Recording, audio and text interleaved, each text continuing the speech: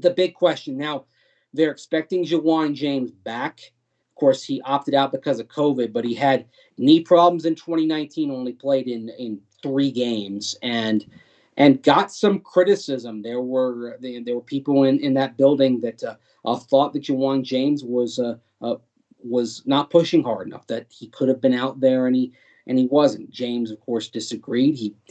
It's very much a kind of a he said kind of thing. With Broncos saying one thing and Jawan James saying another.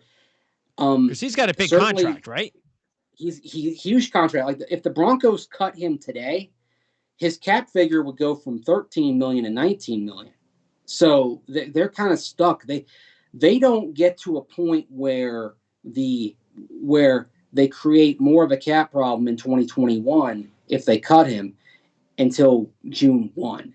And Okay. so even then you have $13 million and all of it would be dead money. So it's if they let him go. Now, I think in the ideal world, the Broncos would potentially trade Jawan James, but I don't know what that market would be. They are saying that they're going to welcome him back. James has expressed to the team that he is going to come back for this year, but he's going to have to rebuild some trust in that locker room with his team, with some of his teammates who, frankly, uh, felt like he could have pushed more to be out there in 2019. It's not about the COVID opt out last year.